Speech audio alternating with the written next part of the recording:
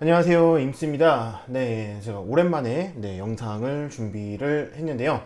네, 그동안 이번에 추석 지나고 나서부터 조금 쇼핑몰도 그렇고 강의도 그렇고 일이 너무 바빠져가지고 유튜브에 좀 신경을 못 쓰고 있었습니다. 네, 그래서 일단 어떻게든 시간을 조금씩 내 가지고 이렇게 다시 유튜브를 영상을 준비를 하려고 하고 있고요. 그래서 조금 오랜만에 돌아온 영상이지만 많이 봐주셨으면 좋겠고요. 네, 오늘 내용은 일단 내 스마트 스토어 혹은 내 쇼핑몰의 마진을 극대화시키는 이런 방법에 대해서 일단 얘기를 해보려고 합니다. 자, 일단 우리가 이제 온라인 쇼핑몰, 특히 위탁 판매를 시작을 하고 나면은 초보들 입장에서는 물건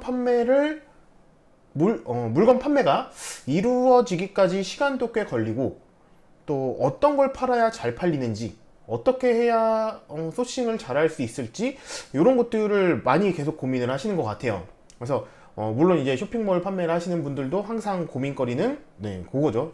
어떤 상품을 팔 것인가, 이런 소싱에 대한 거, 그리고 상품명을 어떻게 만들어야 되나, 키워드에 대한 거, 이 두 가지는 계속해서 고민을 하고 공부를 해나가야 되는 영역인 것 같아요. 자, 일단 그 중에서도 오늘 이제 소싱에 대한 얘기를 해보려고 하는데, 사실 위탁 판매자분들이 아이템을 소싱을 하는 거, 그리고 판매를 하는 게 어려운 이유는 딱 한 가지예요. 자, 지금 우리 스마트 스토어의 상태, 온라인 쇼핑몰의 경쟁 구도는 다 이런 구도기 때문에.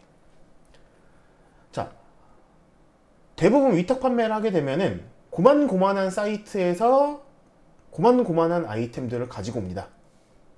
즉, 아무리 좋은 아이템이라도 나 말고도 이 똑같은 상품을 팔고자 하는 사람들이 너무 많다는 거죠.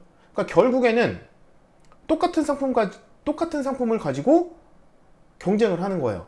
그러다 보니까는 이 중에서 먼저 틀려면은 맨 앞에 있거나, 아니면은 더 싸게 팔거나, 뭐 둘 중에 하나가 되겠죠. 자, 근데 이제 싸게 파는 개념으로 가게 되면은 막 결국에는 이제 순수익이 거의 마진이 거의 남지 않는 구조까지도 가고, 이렇게 뭐 도매매나 이렇게 사이트에서 아이템 소싱하려고 보시면은 스마트 스토어에서 파는 게 더 싼 경우도 많고 이러죠. 자, 결국에는 대부분의 같은 사이트를 보고 같은 아이템을 판매를 하고 있으니까 내가 판매를 하기가 어려운 거예요. 내가 지금 이렇게 사람들이 다 같은 상품을 가지고 이쪽으로 판매를 하고 있는데, 내가 똑같은 상품 가지고 맨 뒤에 끼어들어 봤자 고객들한테 내 상품이 선택될 확률은 굉장히 낮다라는 거죠. 자, 그러면은 어떻게 내 상품을 판매를 해야 되느냐? 뭐 일단은 키워드나 이런 부분들을 통해서 맨 앞에서 팔고 있으면은 네이버에서는 어찌됐건 간에 판매가 됩니다. 자, 근데 초보 판매자들 입장에서는 뭐 빅파워나 이미 판매량, 리뷰 많이 쌓여 있는 상품들 앞에서 이렇게 판매를 하고 있다면은 이 자리를 뚫고 맨 앞으로 나서기가 쉽지가 않죠. 또 만약에 저기에서 도매 사이트에서 나는 물건 갖고 왔는데 저 사람은 사입해가지고 뭐 트래픽이나 이런 것까지 굴리고 있다. 그러면은 더더욱이 내가 앞서 나가기는 힘든 상태인 거죠.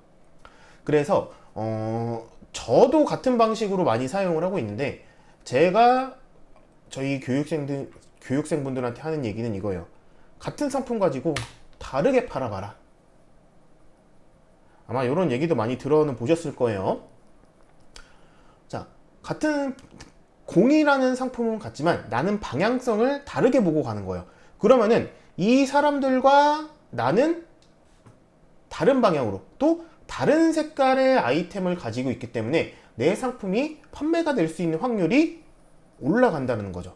그리고 키워드에서도 똑같은 파란 공이라는 키워드, 예를 들어서 파란 공이라는 키워드로 다 경쟁을 하고 있을 때 나는 이거를 주황색 공이라는 키워드로 키워드에 변형을 줘서 다른 키워드에서 앞서 나가는, 다른 키워드에서 상위의 노출을 잡을 수 있는 네, 요런 방법도 도움이 되시겠죠. 자, 그래서 제가 이제 교육할 때 그리고 예전에 이제 스마트 스토어 초기에 굉장히 큰 수익률을 냈었던 네, 제품 하나를 소개를 해드리려고 하는데, 자, 이렇게 고무밴드였어요. 고무밴드. 이렇게 도매 사이트랑 이런 데서 이렇게 뒤적뒤적 하다가 요때 이제 제가 저희 아이가 굉장히 어린 나이였고 이 머리 묶는 머리끈을 굉장히 헤프게 썼어요.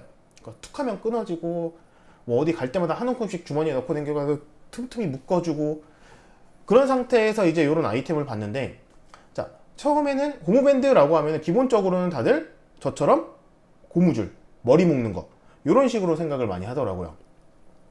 자, 그래서 이 고무밴드를 나도 이제 처음에는 고무밴드를 팔기 위해서, 고무줄을 팔기 위해서 아이템을 찾아본 거예요. 애들이 쓸 수 있는 게 뭐가 있을까, 안 끊어지고 좋은 거 한번 찾아보자. 찾다 보니까는 고무밴드, 지금 보이는 화면이랑 조금 다른 고무밴드를 하나 찾았어요. 그래서 그게 도매가가 하나에 100원 정도 했던 걸로 기억을 합니다. 그래서 머리끈 보니까는 마음에 들더라고요. 잘 끊어질 것 같지도 않고 아이 머리도 잘 고정을 해줄 것 같고, 그래서 이 상품을 팔아야지 그러고서 이제 네이버 스마트 스토어 들어가서 또 찾아봤죠. 다른 사람들은 얼마에 팔고 있나. 그래서 보니까는 그러니까 묶어서 판매를 하시기는 하는데 하나하나 단가로 봤을 때는 결국에는 200원, 300원 이렇게 파시더라고요. 자, 100원짜리를 갖고 와가지고 200원에 팔면은 마진이 100원, 이것저것 세금 제하고 나면 나한테는 결국에는 6, 70원 떨어진다라는 얘기인데, 생각을 해보니까 이렇게 판매하기는 또 싫은 거예요. 자, 근데 고르던 찰나에 딸내미가 유치원인가 해서 고무줄로 된 팔찌를 만들어 갖고 옵니다. 그래서 그걸 딱 봤어요. 고무줄로 이렇게 팔찌를 만들어 왔는데, 내 아이템하고 비교를 해보니까 이 고무줄을 머리끈이 아니라 팔찌라고 가공을 해서 팔아보면은 팔릴 것 같다 라는 생각이 번뜩 드는 거예요. 그래서 자, 대신에 요거 같은 경우에는 이 고무밴드에 대한 게 도매스처에서 제공해주는 상세 페이지는 전부 머리 묶는 용도였어요. 근데 요 부분에 대해서는 제가 허접하기는 하지만 미리 캔버스를 통해서 팔찌로 상품 가공을 했습니다. 상세 페이지나 이런 부분들을. 그리고 머리끈이 아니라 팔찌로 상품을 판매를 했어요. 곰 팔찌로. 그래서 단가를 12,900원 정도, 배송비 포함해서, 그러니까 만원 정도 받았던 거죠. 배송비 포함해서 12,900원에 상품 등록을 했고 상당히 많이 팔렸습니다. 네, 그러다가 이제 한 6개월 정도는 계속 꾸준히 팔았던 것 같아요. 그러다가 이제 인기가 없어지고 판매량이 안 늘어나고 해가지고 이제 상품은 없앴는데, 자, 이런 식의 아이템을 다른 시선으로 보는 이런 부분들이 필요한 거예요. 자, 그래서 이 고무밴드를 가지고 남들은 고무줄로 팔 때 나는 팔찌로 팔아야겠다, 이런 식으로 생각을 바꾸는 거, 이런 부분들을 이런 부분을 해보면은, 자, 100원짜리를 200원에 팔면은 얘는 마진이 70원밖에 안 남아. 근데 지금 저는 100원짜리 얼마에 팔았어요? 배송비 빼고도 만원에 판매를 한 거예요. 수익률이 거의 세금이랑 막 이런 거까지 다 제하고 나면은 거의 900%, 9000%?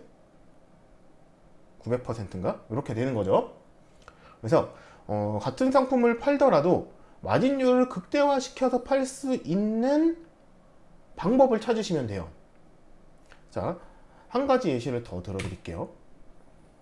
자, 양동이 같은 거. 자, 이런 양동이 같은 경우에도 그냥 물통으로 판매를 하면은 1,700원, 1,800원이에요. 근데 양동이는 물론 디자인적으로 좀 차이는 있을 수 있겠지만, 얘를 세차 버킷, 세차 물통이라고 판매를 하는 상품들을 보면은 얘네는 만원씩 해요. 그러니까 결국에는 물을 담는 통인데 그냥 양동이로 팔 거냐 세차용으로 팔 거냐에 따라서 내가 취할 수 있는 수익의 크기가 상당히 달라진다는 거죠.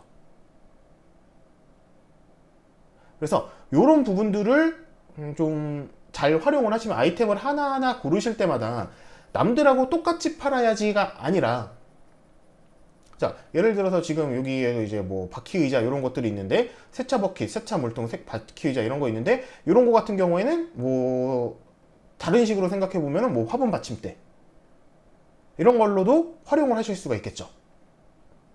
이런 식으로 아이템을 봤을 때 이거는 다른 용도로도 쓸 수 있겠다 라는 시야를 확보하시는 게 굉장히 중요하고, 이런 부분들은 같은 상품을 팔더라도 마진율이 높은 상품을 만들어낼 수 있다는 거예요.